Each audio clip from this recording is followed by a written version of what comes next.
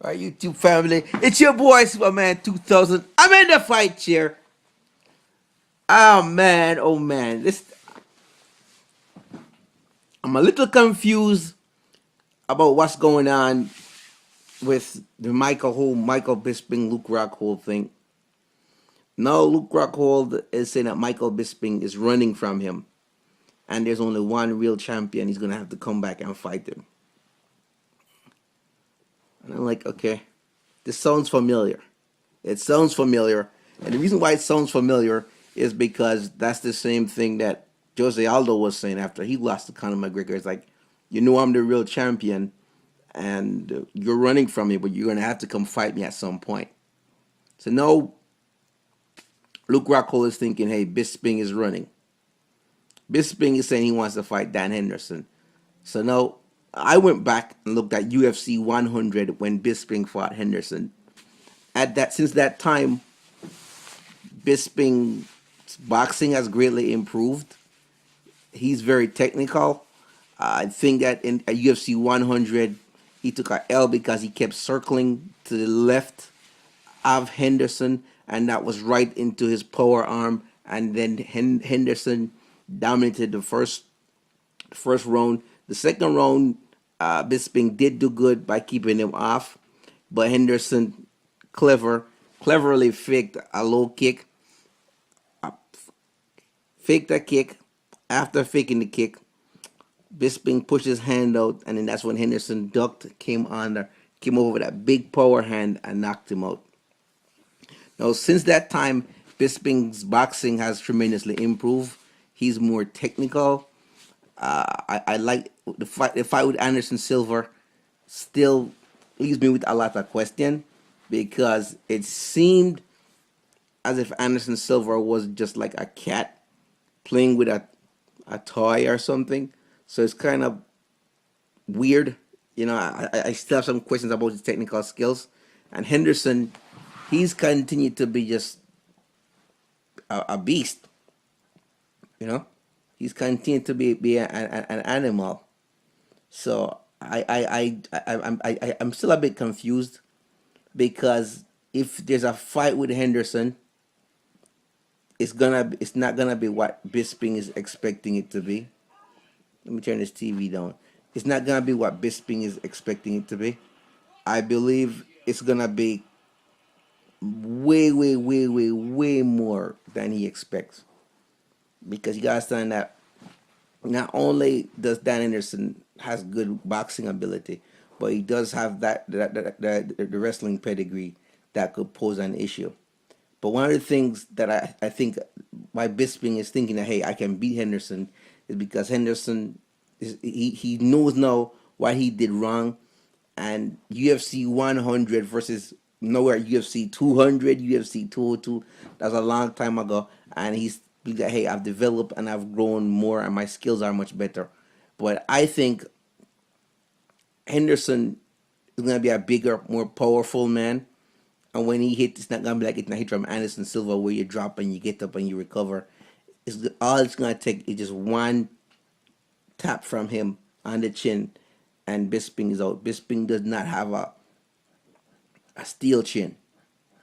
He has a type of chin where he could probably take two taps and then that's it.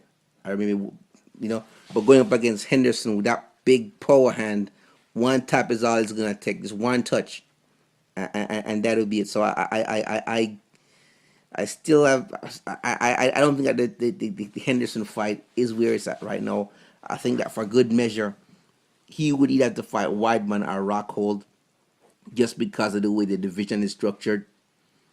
Giving Henderson a shot would just put him ahead of everybody else who's been in line waiting their turn. So that's kind of what's throwing me off.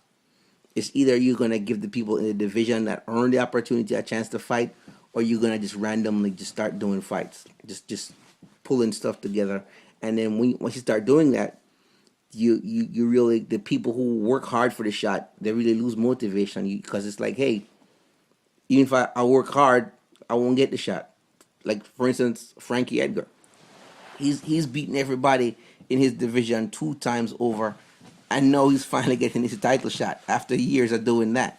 So it's kind of like you get the vibe that these fighters are frustrated because of stuff like this. So I figure, and it's something that's on my mind because Rockhold said that, hey, I've beaten everybody in the division, so more than likely I should be the next fight. Logically, he should be the next fight. Henderson, I mean, he said he was going to retire depending on what the contract negotiations are. So the UFC probably will give him a title shot just to sweeten the pot to make sure he doesn't fall into the hands of Bellator after his free agency period is going to his free agency period. But at the same time, I really believe that Luke Rockhold or Chris Weidman should be the logically should be the next fight. And now, if Rockhold fights, if Bisping fights Weidman, my money is gonna be on Chris Weidman. My money is gonna be on Chris Weidman. Hands down, my money is gonna be on Chris Weidman, and the reason why my money would be on Chris Weidman is because Chris Weidman is not gonna be coming in hurt. And in addition to that, Chris Weidman's chin, he has a good chin. I mean, he can take a hit. He can take a punch. He doesn't have a glass chin on him. He can take a punch and keep advancing. Now, I still believe that Anderson Silva should get a title shot. At some point, Anderson should get a title shot because he still has a good couple good fights left in me. If he could just stop that showboating and dancing, he would be good. So, Weidman versus Bisping, I'm calling it for Weidman because Bisping is a very technical fighter, and he has a tendency of overthinking stuff. So Rockhold up against Bisping, they both got their technical fighters, and they were in the ring overthinking stuff, and one of them thought ahead of the other one and knocked him out. But when you have a fighter who overthinks stuff, he's gonna overthink, and in that split second, that's when Weidman is gonna take him out because Weidman has the ability to adapt and to just use nothing complicated. Just keep it simple. That's his strength. And he said it before. I just keep punching and coming forward. He keeps it really simple. And that when Anderson Silva was doing the back stepping and faking out, Weidman just said, okay, no problem. He waited until all the weight was on Anderson Silva back leg, and then he sidestepped. You go back and watch that fight. You see he sidestepped at that angle, cut the ring off, and then he came over and boom, and that was when the hand connected and knocked out Silva.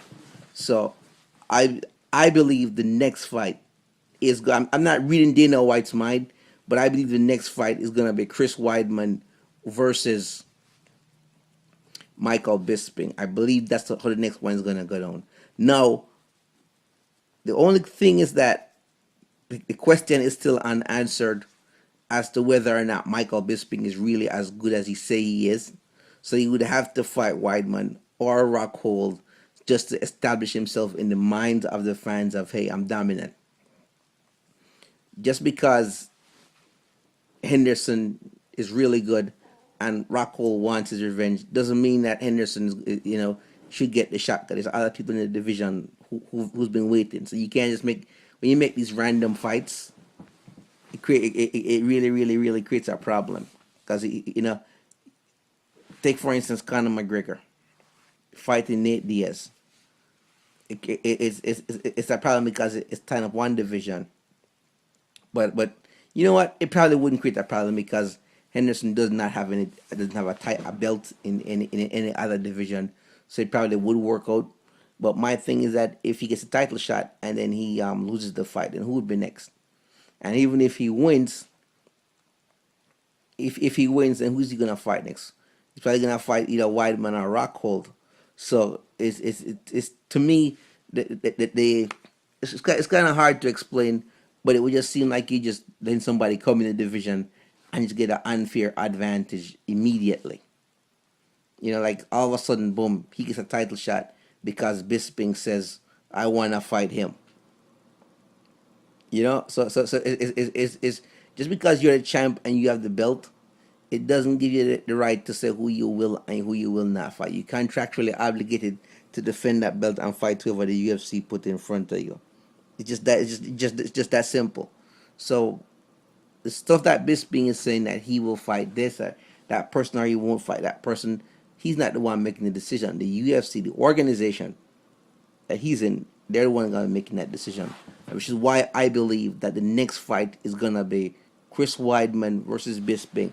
Now, if you think it's gonna go in a different direction, comment below. Let me know what you think. Give me some feedback because I get and subs. I want to personally thank my subscribers. I have some of the best subscribers ever, man. Because you guys, some of the things that you said blow my mind just constantly. Because it's like I didn't even see that angle, but it's like the feedback is good, and I'm loving it. All right, guys, that's my 2 cents. Peace out from the fight chair.